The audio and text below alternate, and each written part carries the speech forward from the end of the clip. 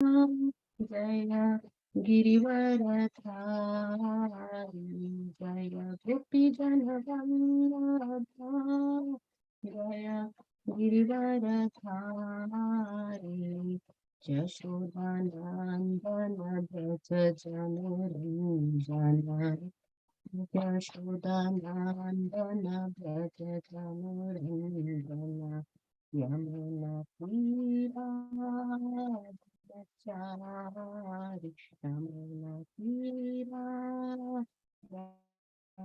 Chari Jaya Radha Madhava Jaya Kunja Bihari Hare Krishna Krishna Krishna Hare Hare Hare Rama Rama Rama Hare Hare Hare Krishna Krishna Krishna Krishna Hare Hare Hare Rama Rama Rama Hare Hare Hare Krishna Krishna Krishna Krishna Hare Hare Hare Rama Rama Rama Hare Hare Hare Krishna Krishna Krishna Hare Hare Hare Rama Rama Rama Hare Hare Hare Krishna Krishna Krishna Krishna Hare Hare Hare Rama Rama Rama Hare Hare Jaya Radha Giridhari Radha Giridhari Radha Jaya Radha Giridhari Radha Giridhari Radha Jagannath Jaya Jagannath Jaya Baladev Jaya Subhadra Jaya Gauranitai Gauranitai Gauranitai Jaya Gauranitai Nitya Gaura Hari Bol Hari Bol Hari Bol Nitya Gaura Hari Bol Jaya Jaya Prabhupada Prabhupada Prabhupada Jaya Jaya Prabhupada Jaya Jaya Gurudev Gurudev Gurudev Jaya Jaya Gurudev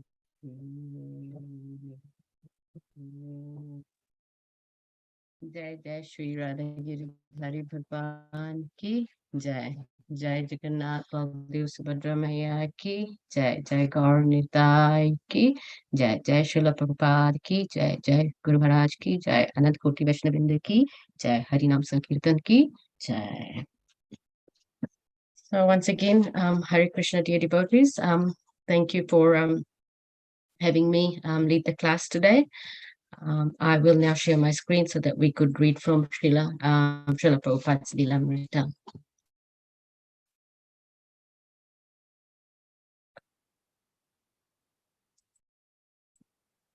Oops. I'm probably not sharing at the moment, so just bear with me.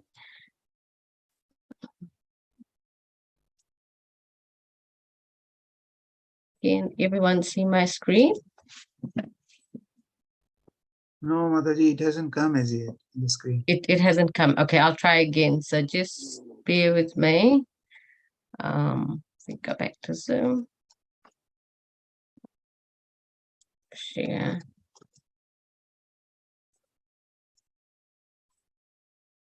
Okay, it says your screen is share loading, so just bear with that.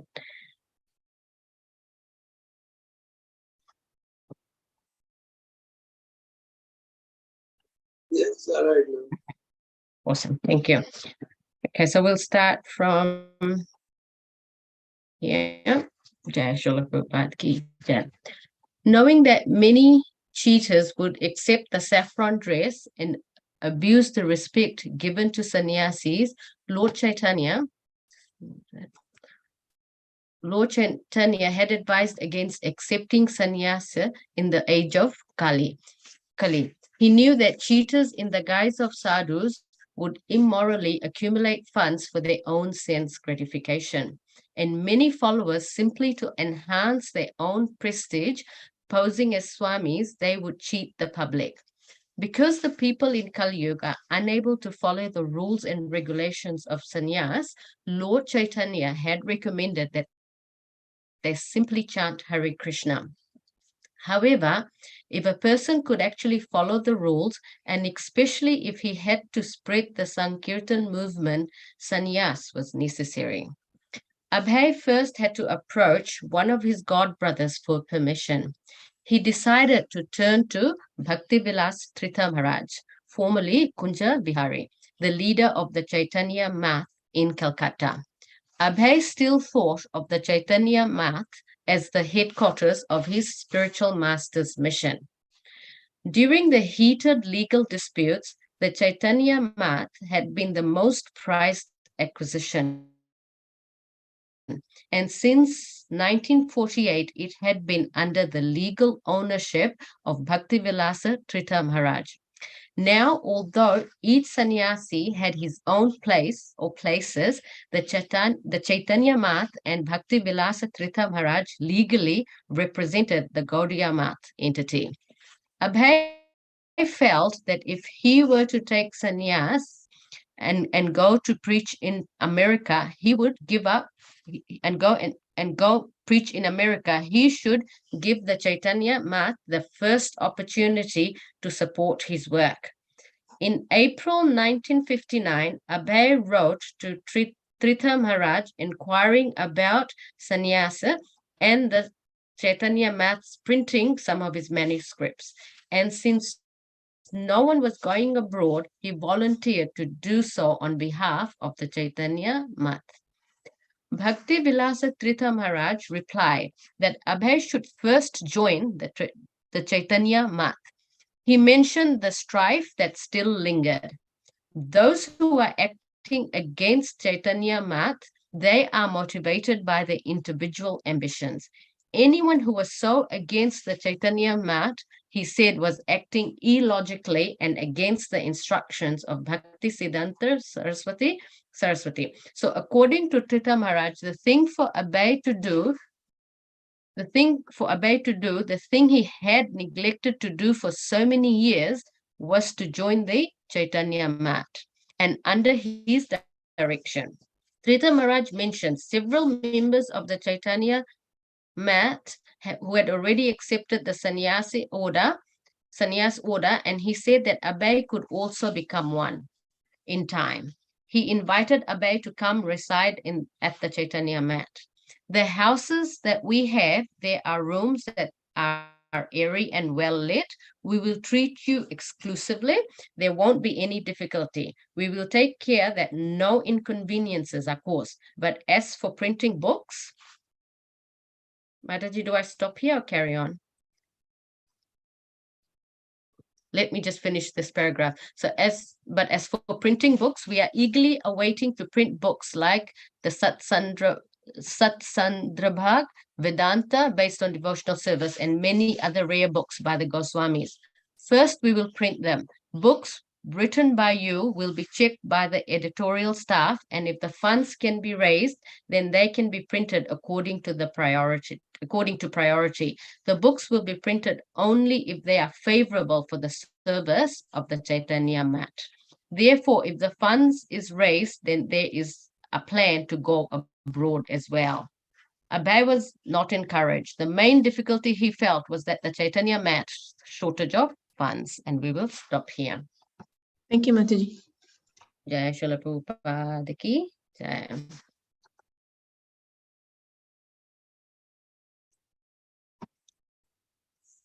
I will share my screen again.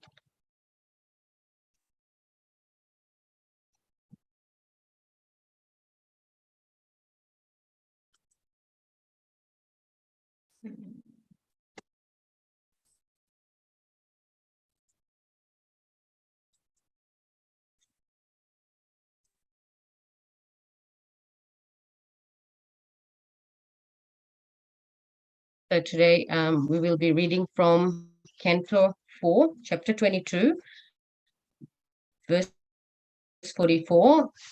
Prithu Maharaj is meeting with the 4 Kumaras. So, Om Namo Bhagavate Vasudevaya. Om Namo Bhagavate Vasudevaya.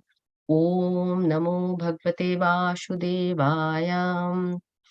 Narayanaय Namaskritya Naram Chaiva Narottamam Devim Saraswatim Vyasam Tato Jayam Mudirate Shrinvatam Swakatha Krishna Punya Sharvana Kirtana Hridayantastu Hi Abhadrani Vidunoti Suritsatam Nashta Prayashu Abhadreshu Nityam Bhagavata Sevaya Bhagavati Yuktam Shloke Bhaktir Bhavat Nashtriki.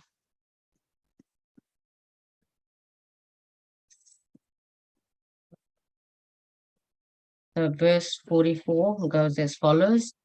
Pranadara Sutta Brahman Grahascha Saparichada Rajyam Balam Mahikosha Iti Sharvam Niveditam.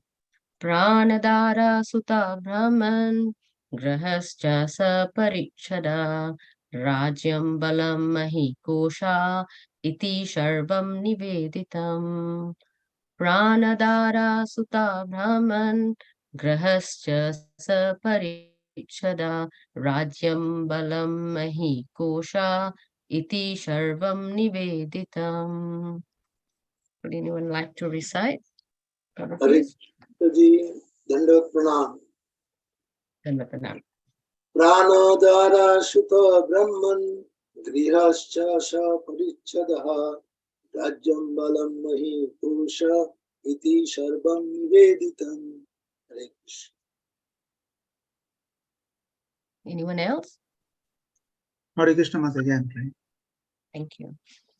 Pranadara Sutta Brahman Grihascha Saparichadaha Rajyam Vanang Mohi Kosha Iti Sarvam Niveditam.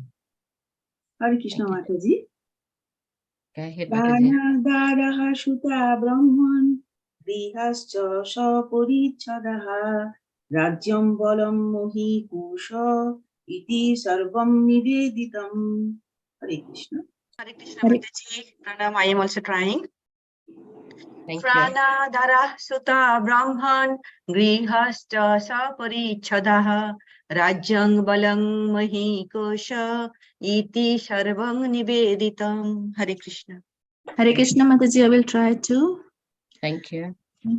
Pranadhara Sutta Brahman Grihascha Saparichada Rajyam Bala Mahikosha Iti Sarvam Niveditam. Thank you. Thank you. Anyone else? If not, we'll start off with the word for word meaning. So prana, life. Dara, wife. Sutta, children. Brahman, or great Brahmana. Graha, home. Cha, also. Sa, with. Parichada, all paraphernalia. Rajyam, kingdom. Balam, strength. Mahi, land. Kosha, treasury. Iti, thus. Sarvam, everything. Niveditam, offered. Translation by His Divine Grace, Srila Prabhupada ki jai. The king continued, therefore, my dear Brahmana, my Brahmanas, my life, wife, children, home, furniture, and household paraphernalia, my kingdom, strength, land, and especially my treasury are all offered unto you. We'll read the purport. In some readings, the word dara is not used, but the word used then is raya, which means wealth. In India, there are still wealthy persons who are recognized by the state as Raya. A great devotee of Lord Chaitanya Mahaprabhu was called Ramananda Rai because he was governor of Madras and very rich. There are still many holders of the title Raya. Raya Rai Bahadur, Raya Chaudhry, and so on. The dara or wife is not permitted to be offered to the Brahmanas. Everything is offered to worthy persons who are able to accept charity, but nowhere is it found that one offers his wife. Therefore, in this case, the reading Raya is more accurate than Dara. Also, since Prithu Maharaj offered everything to the Kumaras, the word kosha, treasury, need not be separately mentioned. Kings and emperors used to keep a private treasury, which was known as Ratnabandha. The Ratnabandha was a special treasury room which contained special jewelries such as bangles, necklaces, and so on, which were presented to the king by the citizens. The jewelry was kept separate from the regular treasury house, where all the collected revenues were kept. Thus, Prithu Maharaj offered his stock of private jewelry to the lotus feet of the Kumaras. It has already been admitted that all the king's property belonged to the Brahmanas and that Prithu Maharaj was simply using it for the welfare of the state. If it were actually the property of the Brahmanas, how could it be offered to them again? In this regard, Sripad Sridhar Swami has explained that this offering is just like the servant's offering of food to his master. The food already belongs to the master, for the master has purchased it, but the servant, by preparing food, makes it acceptable to the master and thus offers it to him. In this way, everything belonging to Prithu Maharaj was offered to the Kumaras. Jai Srila Prabhupada ki Jai. Om Jnanatimirandasya Jnananjana Shalakaya Chakshur Unmilitam Yena Tasme Shri Guruve Namah.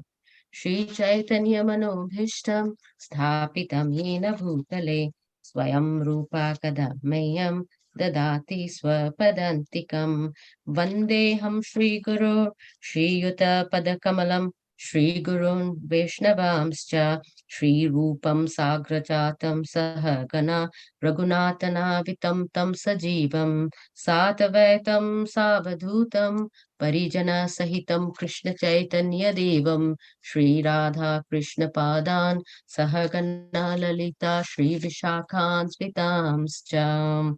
He Krishna Karuna Sindhu Dina Bandhu Jagatpate Gopesha Gopika Kanta Radha Kanta Namastute Tapta Kanchana Gaurangi Radhe Vrindavaneshwari Vrishabhanu Suti Devi Pranamami Hari Priye Vancha Kalpatrubhyascha Kripa Sindhubhya Evacha Patitanam Pavanebhyo Vaishnavebhyo Namo Namah. Jai Shri Krishna Chaitanya Prabhu Nityananda Shri Advaita Gadadhar Shivasadi Gaura Bhakta Vrinda Hare Krishna Krishna Krishna Hare Hare Hare Rama Rama Rama Hare Hare Hare Krishna Krishna Krishna Hare Hare Hare Rama Rama Rama Hare Hare Hare Krishna Krishna Krishna Hare Hare Hare Rama Rama Rama Hare Hare. Jai Radha Shyam Bhagwan ki Jai. So I'll just read the translation again. The king continued, therefore, my dear Brahmanas, my life, wife, children, home, furniture, and household paraphernalia, my kingdom, strength, land, and especially my treasury are all offered unto you. So we'll move on to discuss the key points of this verse. So we have seen in the previous verses prior to this verse, when the four Kumaras appeared in the assembly of the king, Prithu Maharaj has received them as befitting, receiving highly elevated souls. And we've also seen that he has got the 4 Kumaras seated comfortably. He's received them very, very well. He's made sure that all their comforts are looked after. And then once they are comfortably seated, he asks them some essential and relevant questions for the benefit of others. Now, Sant Kumar, who's the most senior of the 4 Kumaras, he's very, very pleased with Prithu Maharaj's questions, and he answers all of them. So he explains what is the goal of life, how a householder should live. He explains in detail the 4 goals of life, namely dharma, religion, artha, economic development, or collection of wealth, then karma, sense enjoyment, and finally moksha, which is liberation. And then he explains pure devotional service to the Supreme Personality of Godhead as being the supreme goal of one's life and the only means to cross the ocean of nations. So following obtaining spiritual knowledge from the Kumaras, Prithu Maharaj praises Sant Kumar with choice words. And then, as per Vedic injunction, when an elevated soul gives knowledge, they are required to be given something in return. So in this verse, Prithu Maharaj is offering the 4 Kumaras charity. So I do pray at the lotus feet of the divine couple, Sri Radha Giridhari Bhagwan, and at the feet of Srila Prabhupada and my Guru Maharaj, His Holiness Radha Govind Goswami Maharaj, and from all of you as well, so that I'm able to share some insights and realizations from this verse. So if we look at the key points from this verse, there are 3 key points that Srila Prabhupada mentions. Now, the first one that he mentions is Dara. So he explains that Dara, which means wife, the significance of the verse, of the use of this verse really means wealth. So Srila Prabhupada makes it very, very clear that at no point that the wife is not offered to brahmanas, and that in some readings the word raya is used instead, which means wealth. And so for the purposes of this reading, we should be interpreting it as Prithu Maharaj is offering all his wealth. The second point that Prithu Maharaj mentioned, or that Srila Prabhupada mentions, the second key point is that Prithu Maharaj offers absolutely everything to the 4 brahmanas. So the key point here being that everything should be offered to worthy persons who are able to accept charity. So if we look at this verse, the key theme happens to be around householders, the role of householders, and they prescribe duty in terms of giving charity to persons worthy of accepting charity. So for most part of today, we will be discussing charity. So I will be revisiting this point. The other point that Srila Prabhupada mentions is kosha, or ratnabandha, so which means treasury. Now it's mentioned separately. Now in the purport, Srila Prabhupada mentions this separately because it is that part of a king's wealth which is not collected from taxes, so personal wealth or private treasury. So this is all the personal gifts given to a king for his personal use. So the significance of Srila Prabhupada, or it being mentioned in this verse separately, is to indicate that King Prithu did not hold back anything. Now, there's obviously another 4th point, which is around, if we look at the previous verse, there seems to be a contradiction, because in the previous verse, Prithu Maharaj is saying that I have nothing to offer you, because whatever I have are the remnants of what already belongs to you, or brahmanas. So in this relation, Shripad Sridhar Swami explains it quite nicely, that Prithu Maharaj's offering is just like the offering of a servant offering foodstuffs to his master. So that's probably another key point to mention in this verse, it's just like everything belongs to Krishna. So every day as devotees, we prepare bhoga, we offer it to Krishna. And obviously we say a prayer that Krishna, whatever we're offering is yours, but please accept this kind offering. So that's how we've got to understand that one. So next up, we'll be looking a little about, or we'll be discussing charity. And so again, these are some of the thoughts that I've gathered on fulfilling our obligation based on what's stated in the Shastras and by Krishna himself on different acts of charity. So first up, in terms of what is the definition of charity. Now, charity, if we look at what is the definition of it, it is an activity of giving something away completely to a proper receiver. Now, when it comes to householders, and if we look at Prithu Maharaj, the thing to note is that Prithu Maharaj is resembling a householder. So all his activities are examples that we can follow in his footsteps. So in terms of householders, there is an injunction to give in charity, or the injunction to give in charity is a very strong one. And Srila Prabhupada says in Srimad Bhagavatam, Canto 3, verse 32 in the purport, and I'll read that. For householders, performance in sacrifice, distribution of charity, and action according to prescribed duties are especially recommended. So for the purposes of just what's on the screen right now, which is defining what is charity, it's the act of giving something completely to a proper receiver. And then I also thought it was important for my understanding to understand what isn't charity. So, and if we give something away that we don't need, that is not considered as being charity. So I'll give an example. So for instance, if we have a lot of clothes that we no longer need, or we don't use anymore, if we give that away, then it's not really charity. Of course, it's better than throwing it away if we give it to someone who will use it. But in terms of spiritual injunction, that is not charity. If we give something, we should be giving something that actually something that is dear to us, and we are parting from it.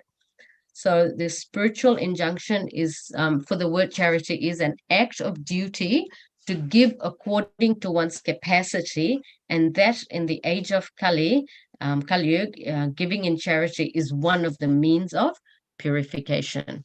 So obviously, in terms of the benefits of giving charity, so giving charity is, it's an act that happens across a lot of different religions as well. So it reduces the giver's attachment to material objects. Giving in charity purifies our finances and accumulated wealth. It develops an attitude of service, expands the heart, and fosters the sentiment of compassion towards others. However, the essential point for us devotees, or for myself practicing devotees, is that we follow the Bhakti Yoga. So for us, our intention or our goal is to go back to Krishna. So charity from our perspective is, as the Vedas state, that anything done without the transcendental objective of pleasing Lord Vishnu, whether it's by sacrifice or charity or penance, has no special or spiritual value if it is done without pleasing Lord Vishnu. Then, of course, it also says that charity without pleasing Lord Vishnu is a pious activity, and a pious activity is not on the material platform. So something that obviously all of us know, that for our purposes, everything that we do should be around pleasing Lord Vishnu. Then we look at why should we give charity? Now, the Vedas obviously state that Yagana, in Bhagavad Gita 18.5, Krishna says, Yagana Dana Tapa Karma. So I'll read the translation. The They must be performed. Indeed, sacrifice, charity, and penance purify even the great souls. In the purport, Srila Prabhupada explains, in the Vedic literature, charity given to a person engaged in spiritual activities is recommended. There is no recommendation for giving charity indiscriminately. Spiritual perfection is always a consideration. Therefore, charity is recommended to be given at a place of pilgrimage and at a lunar or solar eclipses, or at the end of the month, or to a qualified brahmana or a Vaishnava devotee, or in temples. Such charity should be given without any consideration of return. Charity to the poor is sometimes given out of compassion, but if a poor man is not worthy of receiving charity, but if a poor man is not worth giving charity to, then there's no spiritual advancement. In other words, indiscriminate charity is not recommended in the Vedic literature. So this clarifies what probably wasn't that clear in the previous slides. Then next up, we look at who should we give charity to. So again, different people based on their faiths and give charity in different modes of material nature. So over here, Krishna tells us precisely that charity should be given in the mode of goodness. So I'll read the translation. Charity given out of duty without expectation of return at the proper time and place and to a worthy person is considered to be in the mode of goodness. In the purport, Srila Prabhupada writes, in the Vedic literature, charity given to a person engaged in spiritual activities is recommended. There is no recommendation for giving charity in this. Is this a repetition of the previous one? Yes, it is. So, can I just, yes. So, okay, so I probably got the same one repeated here. But anyway, the key point here is that charity should be given out of duty without expectation of return at the proper time and place. And when all this is followed, then it is given in the mode of goodness. Next up, we look at how much should one give in charity. So again, the simple answer is we should give charity based on our capacity to give. So we look at from this Vedic standpoint, it is dependent on our Varna and Ashram. So in a lecture on Bhagavad Gita, verse 4, chapter 24 to chapter 4, verses 24 to 34 in New York, Srila Prabhupada had said, Agrasta, those who are living in family life with wife and children, they are expected to give in charity as much as possible. Now, that is also service. So suppose, and this is Srila Prabhupada stating it. So he says, suppose you are earning $1,000 in a month. So according to the Vedic instruction, you should be giving in charity 50% of your income. So $500 you should give in charity, and 25% you should spend on your family, for your family, and 25% as you are family men, you may have it as a bank balance so that in case of an emergency, you may require it. This is the prescription. Suppose you are earning $1,000 a month, you should give in charity for God's service 50%. And then he specifies 25% for family dependents, etc. And 25% you may have in a bank balance. That is the point. So he says, so yagna dana, that this is also sacrifice. So yagna dana and tapa. So Srila Prabhupada further explains that tapa means penance. So the students are meant for sacrifice, and the grastas and households are meant to be giving in charity. And so far we are concerned, so it's talking about the sannyasis here, we are meant for tapasya or penance, and we should undergo all kinds of difficulties for spreading the knowledge that we have acquired. This is proper sannyasi. So next up, we look at, so again, and in the next slide, I sort of, and this is more me thinking from my perspective, that sometimes when we look at the injunction, especially the injunction that Srila Prabhupada mentions, and of course we've seen the Goswamis actually lived to this injunction in terms of giving 50% of all their wealth. And it is said that Rupa Goswami had boatfuls, I think 4 boatfuls of gold in wealth, and more than 50% of it he had given away. So if we look at this, and then we, sometimes we could suffer from what is known as charity dilemma. So what does charity dilemma mean? So sometimes the concept of regularly giving a portion of one's income could intimidate some of us, talking for myself here. And although we may know that giving regularly in charity is a goal for which all householders should aspire for, still sometimes we get a little confused about how to apply this principle. Of course, given different circumstances that we are in, sometimes it's hard to differentiate or decide how or when to give in charity. So there are a couple of points that I've got to remind myself here. So the first one is, if I think that everything belongs to Krishna, therefore, when we are offering something in the service of the Lord, we are just returning the property back to its rightful owner. So that's one key reminder that I give myself. The second thing is that giving, so gifts, prasadam, money, time, talent, all of that is also charity, and it's a way to show love. So we know that it is mentioned in the Nectar of Instructions. It is one of the 6 loving exchanges to give between devotees, and we know that spiritual life is a culture of giving. The third thing is giving charity is a sacrifice that purifies one's wealth. So if wealth is not purified, we know there are many examples where if one's wealth is not purified, it gets taken away through other means, such as legal fees, medical bills, taxes, theft, and so on. And then last but not least, even a little given in the service of the Lord rewards the receiver hundreds and thousands of times.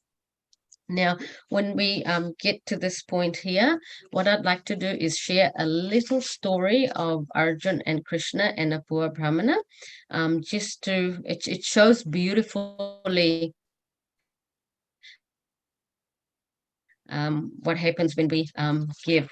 So again, I'm not 100% sure what the source of the story is, but I heard it from a clip in Nitai Sevani Mataji's video clip. So I suspect, I believe it could be from the Mahabharata.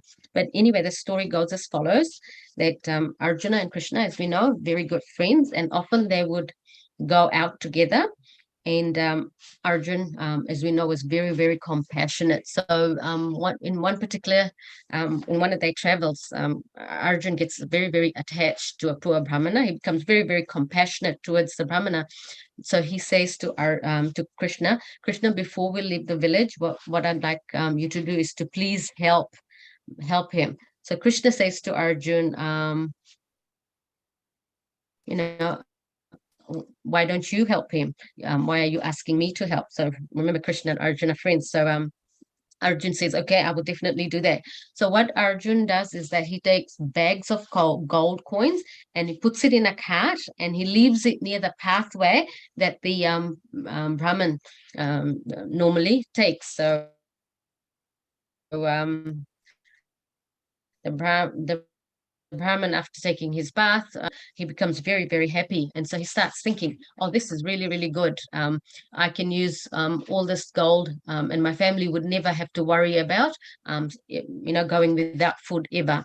So he carries on walking, and then in the way there's he encounters robbers who actually loot him, and he loses all the gold. So anyway, being a Brahmana, he's like, okay, that's destiny, what to do.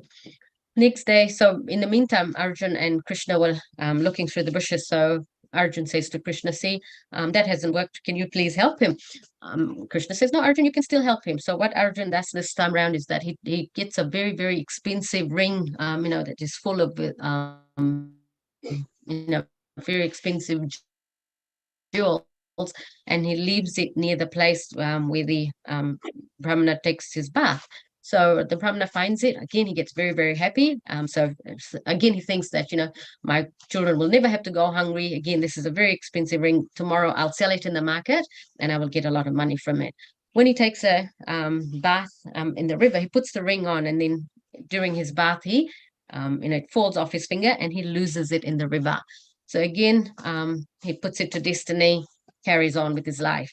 This time around, Arjun says to Krishna, Krishna, I've helped him twice. It hasn't worked out. Please, if you could, help him. So Krishna says, okay, Arjun, I'll help. Krishna goes, he takes 2 copper coins and he places it where the Brahmin could find it. So the Brahmin gets the copper coins. He looks at it and he takes it again and thanks the Almighty. Whatever it is, he accepts. And then he thinks that he doesn't think much about it. At the end of the day, when he's going to go home, he'll probably get something for his children. Then, but he doesn't think like that. For him, it doesn't. The focus is a bit different from how it had been when he had received the gold and the jewel, the ring. At the end of the day, after finishing his Gayatri, when he's just about to return home, he notices that a group of fishermen, they've collected a lot of fish, or they've caught a lot of fish in their net, and they take each fish up, they examine it, and if it's good, then they, fish in the boat. And so the Brahmana sees how the fish are gasping for air, and he feels very compassionate towards them. So he goes to the fishermen and he says, please let them live, throw them back at the river. And the fishermen just laugh at him and they say, really, you really want us to do that? This is our livelihood. If you really want us to throw these fish back, why don't you just buy all of them from us and then you can have them and we'll give it to you. But the Brahmana doesn't have a lot. So he says, anyway, I've got this 2 copper coins which I can give to you, and based on what it's worth, you give me the fish and then I'll let it go back in the river. So the fishermen, they take the copper coins, they give him 1 fish back. So they say, here you go, this is what your copper coins is worth 1 fish. So the Brahmana takes the fish and is about to release him into the river when he notices that the fish is acting in a very weird way. So he tries to, and he notices that there's that offending object out of the fish's mouth. And then, when he does so, he realizes that, what pops out is the very ring that he had lost. So he gets very, very happy. He releases the fish, thanks the Almighty, and then he started saying, I've got it, in jubilation. So when he says that, nearby, like a couple of, feet away, there was the robbers who had stolen his gold. They had hidden it in a wrecked boat, and then the other robbers had gone to get a proper boat to take the gold across to the other village. So when they heard the Brahmanas, shouting, I got it, the robber that was guarding the gold started thinking that, oh, he's probably got me, he's found me, and he would now, get me arrested. So he comes out and he says, I'm so sorry that we took the gold from you. This is your possession, please accept it. And he runs away. So Arjun looks at Krishna and he says, Krishna, I understand what you're telling me here, that when I was giving the Brahman the gold and the ring, he was thinking about himself. But when he thought of helping the fish, then he got everything back. So I thought that was a very a good story in terms of just understanding better that when we give, it's only when we give that we receive. And I think a lot of us already know or have examples from our personal lives that after becoming devotees, after being associated with Srila Prabhupada, what we've received in return is so much more than what we've ever given before. So that's charity for us. Then what I've also got are some affirmations from the sastras given by Srila Prabhupada. And so Srila Prabhupada, the first affirmation is about the best charity to give is to give one's life to Krishna. If one cannot do that, he should give his money to spread Krishna consciousness. And if he cannot do that, he should give his time. So Srila Prabhupada, that injunction about giving 50% of our wealth, Srila Prabhupada has really articulated it very well and has given us all these different options in in terms of how we can provide the best charity. So that's the first one. The second one, and all this is taken from an article which was published on October 2021 on Krishna.org, and the title of that article is on giving in charity. In the second part, he says, in the opinion of the Vaishnava Acharyas, to preach Krishna consciousness is the greatest welfare work, para upkara. They suggest that if one is actually sympathetic to the plight of a fallen, suffering humanity, he should try to elevate people from material consciousness to spiritual consciousness. Then he goes on to say that the symptom of a compassionate devotee of the Lord, therefore, is that he tries to revive the Krishna consciousness of others and derives happiness when he sees them taking shelter at Krishna's lotus feet. So that's very clear. Then last but not least, he also mentions that the only benefit we can render to suffering beings is to try and raise them to the spiritual consciousness. If one is at all sympathetic or able to do good to others, he should endeavor to raise people to Krishna consciousness. And this is stated in Srimad Bhagavatam, Canto 5, Chapter 10, and verse 10. Next up, then I thought it was very befitting that when we talk about charity or any other sacrifice to do, we must also remember that nothing beats the chanting of, nothing is comparable to chanting the holy name of the Lord. So it is stated in the Shastras that giving in charity can gradually purify the donor, but the benefit should never be compared to the chanting of the holy name. So in the age of Kali, for this yuga, the chanting of the holy name is incomparable to anything else. So, and it says in Chaitanya Charitamrita Adi Lila 337 that one who says that 10 million Asvamedha sacrifices are equal to the chanting of the holy name of Lord Krishna is undoubtedly an atheist. He is sure to be punished by Yamraj. And then again, the Vedic scriptures say that even if one distributes 10 million cows in charity during an eclipse of the sun, lives at the confluence of the Ganges and the Yamuna for millions of years, or gives a mountain of gold in sacrifice to the Brahmanas, he does not earn 1/100th part of the merit derived from chanting Hare Krishna. So again, charity is important, but the best thing that we can do in this age of Kali is to ensure that we are chanting, and we are chanting correctly without offenses. So in terms of the last part of our discussion, what I just wanted to cover is, if we go back to Prithu Maharaj, and if we ask ourselves the question, why was Prithu Maharaj able to offer everything to the Brahmanas? There's two things that Srila Prabhupada mentions, and he mentions this in verse 17, when the four Kumaras come into the assembly, and Prithu Maharaj is actually asking them questions.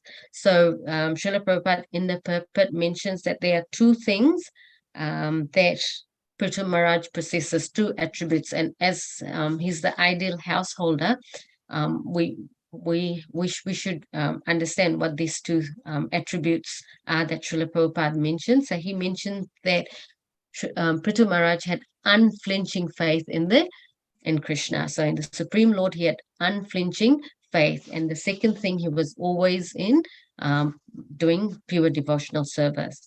So Anya Bhilash Dashunyam. So those are the two things that we should be aspiring for.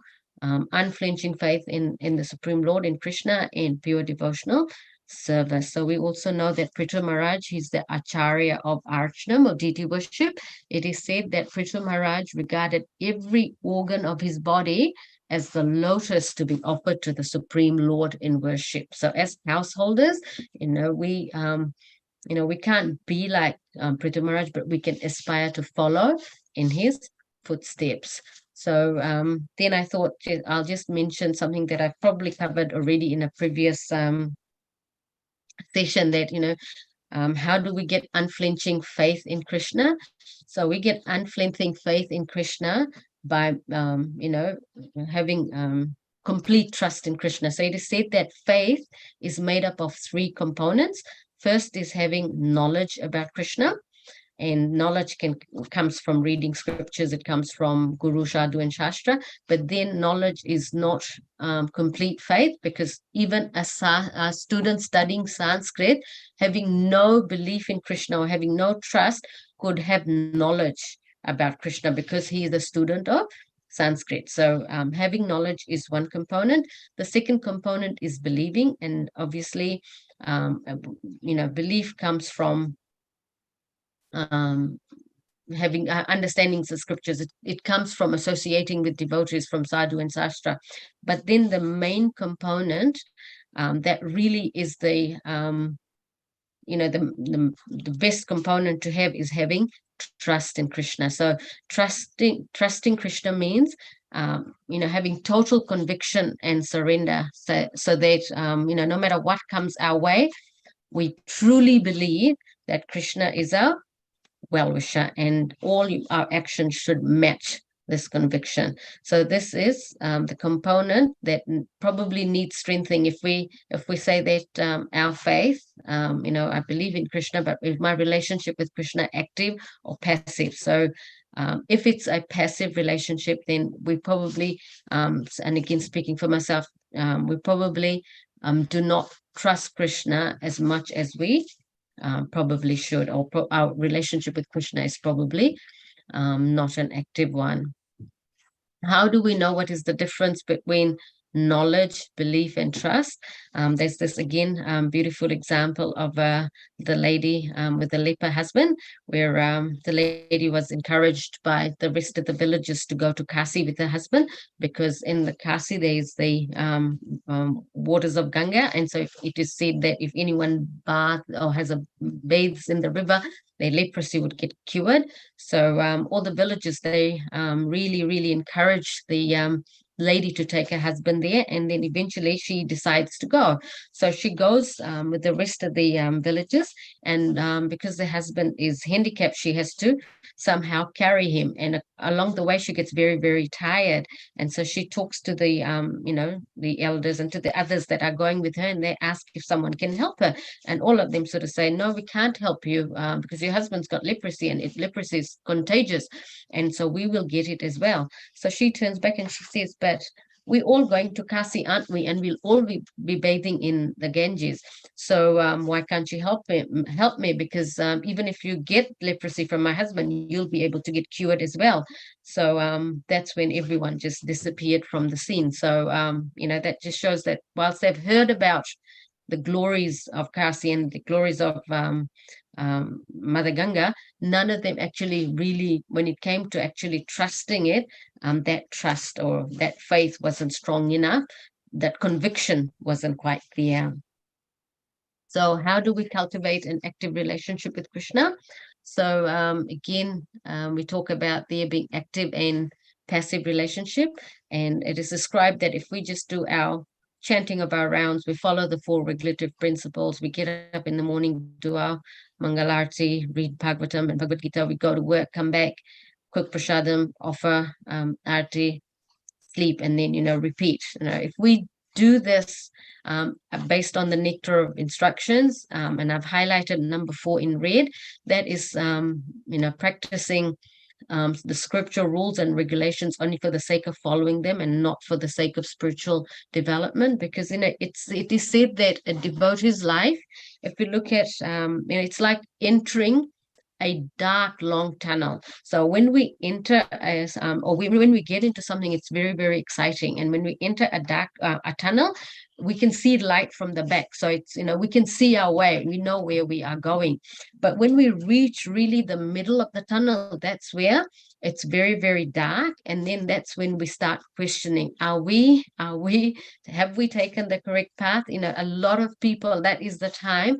It is stated that a devotee's life right in the middle, like, after we've done, our bhakti for so many years, the middle portion is the most difficult. So it's compared to entering a tunnel. And if we just carry on no matter how hard it is, if we just carry on, there is light at the end of the tunnel.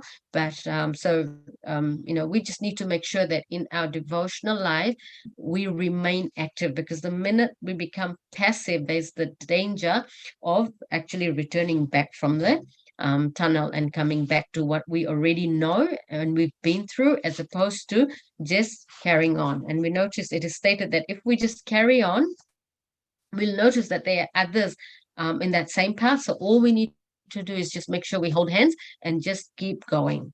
So an active, so if that is what is a passive relationship with Krishna, what is an active one? An active one is all about just making sure that something is happening in our bhakti. So it means that whilst we're doing all of the above, we are joyful. There should be some sort of action. We express gratitude.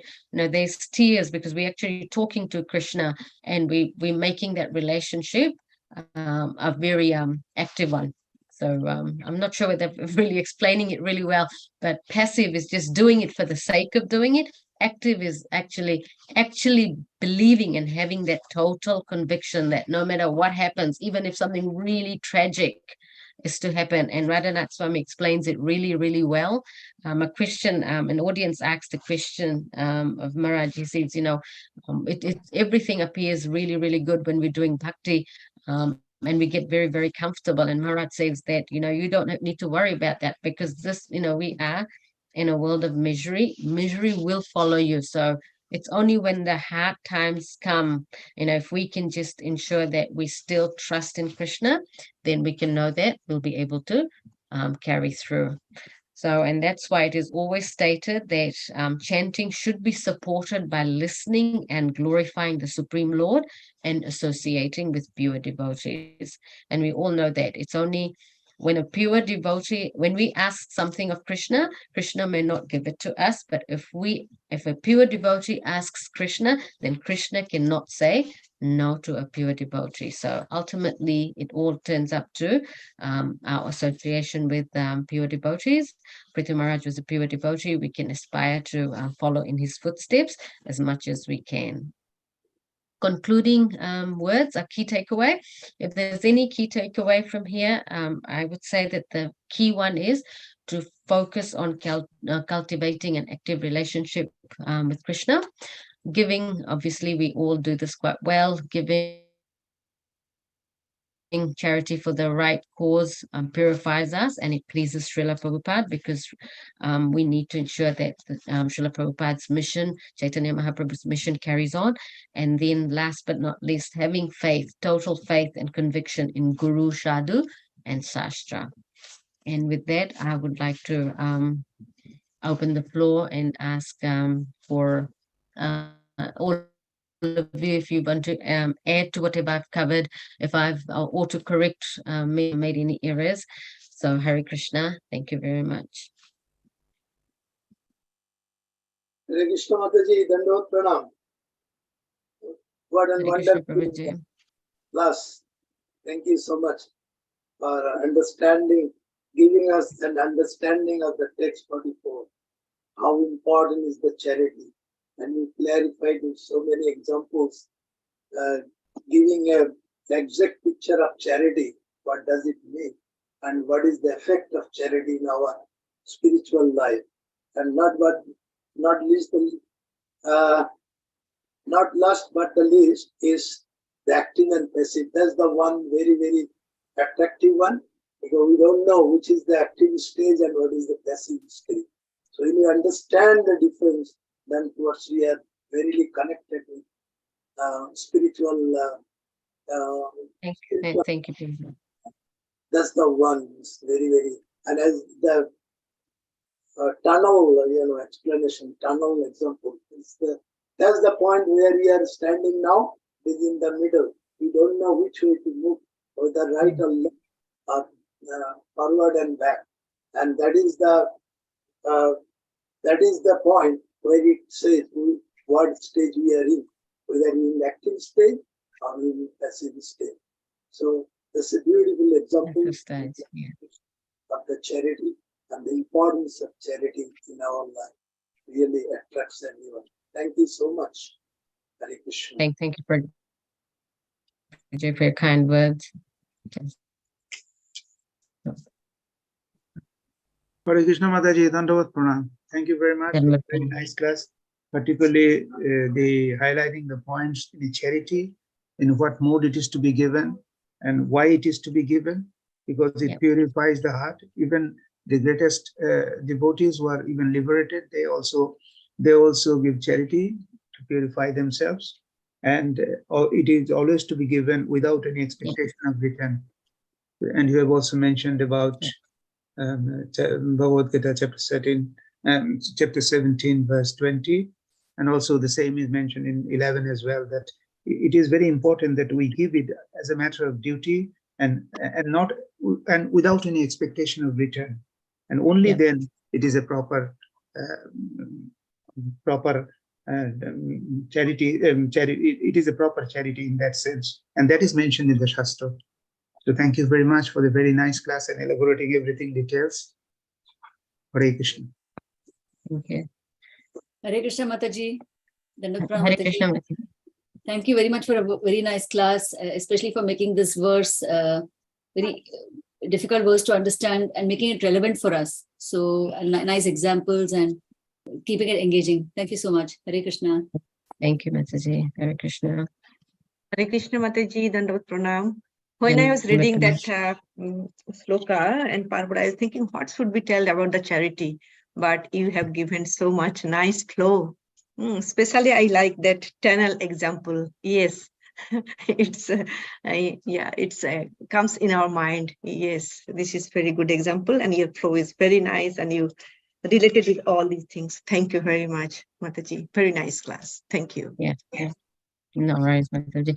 I do have a recommendation, that tunnel example and a few examples about the passive and active relationship with Krishna. I have taken it out from Nitai Sevani Mataji's lecture, and the name of the lecture is have you added salt in your chanting? So my one recommendation would be listen to that. She, you know, I haven't done any justice to those two examples, but she really explains it very, very well. And of course, her classes are an hour and a half, but it's pure nectar. So my recommendation is that, you know, if you really want to understand the essence, explain in a much more enlivened manner, that's the class to listen to. Okay, thank you. So what's the have you add in your salt? Have you added salt in your chanting? Okay, have you added salt in your chanting? Okay, thank you, Mataji. Thank you very much. I will try to listen. So we'll end here if there's no questions or nothing further. So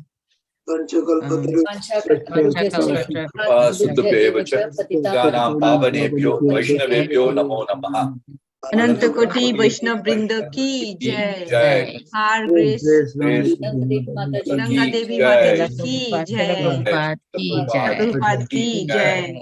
All glories to assembled devotees. Hare Hare Krishna. Gaur Premanande. Hare Hare Hare.